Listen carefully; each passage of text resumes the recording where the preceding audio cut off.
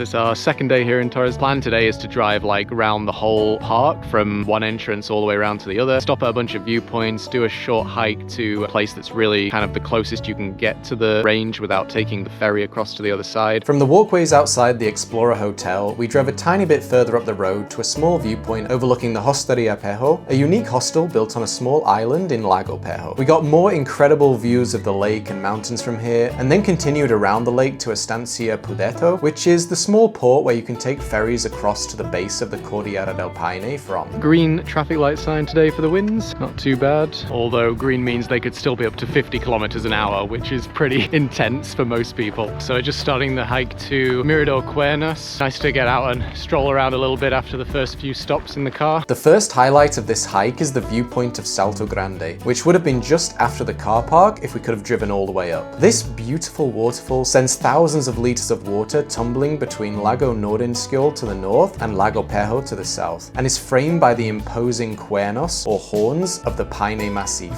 From there, we followed the path onwards toward the Cuernos viewpoint. This hike gets its name from the horns of Paine, which, after the three granite protrusions of the Torres del Paine themselves, is probably the most iconic view in the national park. We absolutely loved this hike, and even after completing the Torres del Paine trek the following day, it became our favorite hike in the national park. The path is fairly flat and mostly sheltered from the high winds, and with the Cuernos del Paine towering above you and getting closer with each step, the views never get boring.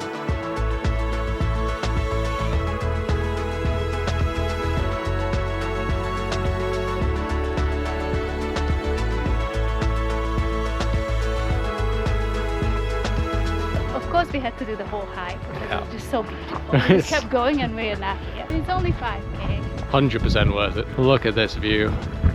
After taking in the incredible views with our packed lunch, we walked back to the car and continued our drive around the national park. We were lucky enough to spot some guanacos by the side of the road in a very photogenic spot, and then stopped briefly at the Mirador Lago Nordenskjöld. Then we drove out of the north entrance of the park and quickly veered off the main road again to our final stop of the day at the Cascada Rio Paine.